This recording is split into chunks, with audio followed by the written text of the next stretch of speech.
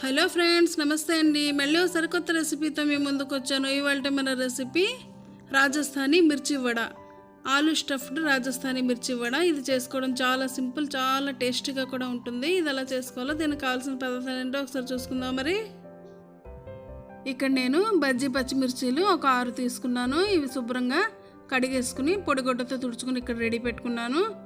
అలాగే 2 కప్స్ శనగపిండిని తీసుకున్నాను. 4 బాయిల్డ్ పొటాటోస్ ఇలా చేత్తో మ్యాష్ చేసుకుని పెట్టుకున్నాను. 4 పచ్చిమిర్చి, 1 ఇంచు అల్లం ముక్కని ఇలా చాప్ చేసుకున్నాను. అలాగే 1 టీ స్పూన్ జీలకర్ర, garam masala powder 1 teaspoon, అరచెక్క నిమ్మకాయ, అలాగే కొంచెం కొత్తిమీర తరుగు తీసుకున్నాను.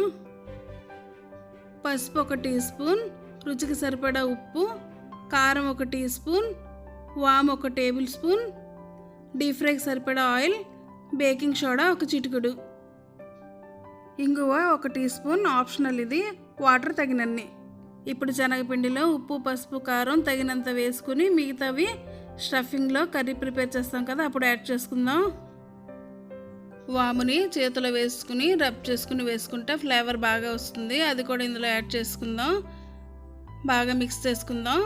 ఇప్పుడు ఇందులో మనం 1 టేబుల్ స్పూన్ ఆయిల్ వేసుకుని మిక్స్ చేసుకుందాం. ఇలా బాగా మిక్స్ చేసుకున్న తర్వాత వాటర్ని కొంచెం కొంచెంగా యాడ్ చేసుకుని వీడియోలో చూపించిన విధంగా కలుపుకుందాం. ఉండలు కట్టకుండా బాగా మిక్స్ చేసుకుందాం. అలాగే కన్సిస్టెన్సీ వీడియోలో చూపించిన విధంగా ఉండాలి. 2 కప్పులు శనగపిండికి నేను 1 కప్పు వాటర్ తీసుకున్నాను. ఈ మాత్రం వాటర్ మిగిలినవి. ఇప్పుడు దీన్ని మూత పెట్టి పక్కన పెట్టేసుకుందాం. అలాగే పచ్చిమిర్చిని తీసుకుని స్లిట్ చేసుకుని ఇందులో సీడ్స్ అన్ని డిస్కార్డ్ చేసేసుకుందాం.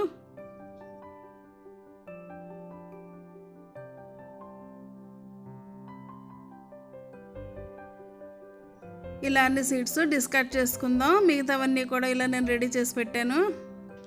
మీడియం ఫ్లేమ్లో ఒక ప్యాన్ హీట్ చేసుకుందాం. అందులో 3 టేబుల్ స్పూన్ల ఆయిల్ యాడ్ చేసుకుందాం. ఆయిల్ హీట్ అయింది. ఇప్పుడు ఇందులో జీలకర్ర వేసి ఒక 1/2 మినిట్ ఫ్రై చేసుకుందాం. ఇప్పుడు ఇందులో అల్లం పచ్చిమిర్చి కూడా వేసుకుని మరో 1/2 మినిట్ ఫ్రై చేసుకుందాం.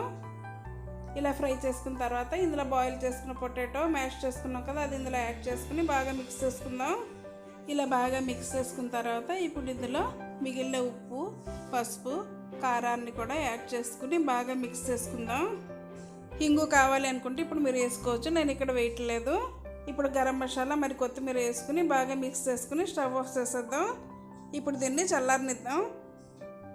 ఇది చల్లారిపోయింది. ఇందులో అరచెక్క నిమ్మకాయని పిండేసుకుని బాగా మిక్స్ చేసుకుని మనం స్లిట్ చేసుకున్న పచ్చిమిర్చిలో ఈ స్టఫింగ్ని ఫిల్ చేసేసుకుందాం.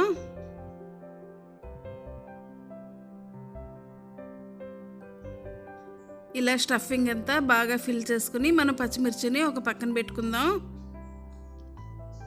అలా మిగతావన్నీ కూడా స్టఫ్ చేసేసుకుందాం. ఇక్కడ నేను అన్నీ రెడీ పెట్టాను స్టఫ్ చేసుకుని. మీడియం ఫ్లేమ్లో డీప్ ఫ్రైకి ఆయిల్ హీట్ చేసిన తర్వాతే మనం శనగపిండిలో సోడా యాడ్ చేసుకుని బాగా మిక్స్ చేసుకోవాలి. ఇలా పిండి అంతా కలిసిన తర్వాత మనం స్టఫ్ చేసుకున్న పచ్చిమిర్చిని పిండి అంతా అంటుకునేలాగా బాగా ముంచుకొని వీడియోలో చూపించిన విధంగా ఆయిల్ బాగా హీట్ అయిన తర్వాత మీడియం ఫ్లేమ్లోకి పెట్టుకుని ఒకటొకటిగా మనం ఈ పచ్చిమిర్చిల్ని వేసేసుకుందాం.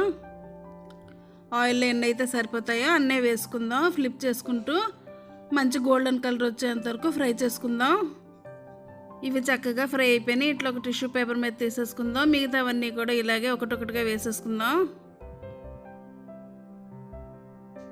ఇలా అన్నీ అయిపోయిన తర్వాత స్టవ్ ఆఫ్ చేసేసుకుందాం. రాజస్థానీ స్టైల్ స్టఫ్డ్ మిర్చి వడే తయారైపోయినాయి. ఇక్కడ నేను మీకు కట్ చేసి చూపిస్తాను. స్టఫింగ్ అంతా ఎంత బాగుందో చూడండి, చాలా టేస్టీగా ఉంటుంది. ఈ విధంగా మీరు కూడా ట్రై చేసి చూడండి. కామెంట్ బాక్స్లో కూడా నాకు చెప్పండి. ఈ రెసిపీకి మీకు నచ్చినట్టయితే లైక్ చేయండి, మీ బంధుమిత్రులతో షేర్ చేయండి. ఇప్పటివరకు నా ఛానల్ సబ్స్క్రైబ్ చేసుకోకపోయింటే నా ఛానల్ సబ్స్క్రైబ్ చేసుకోండి. పక్కన ఉన్న బెల్ బటన్ యాక్టివేట్ చేసుకోండి. కొత్తగా అప్లోడ్ చేసిన వీడియోస్ అన్నీ కూడా మీకు నోటిఫికేషన్స్ కింద వస్తాయి. మరోసారి కొత్త రెసిపీతో మీ ముందు ఉంటాను. అంతవరకు సెలవు. Thank you for watching.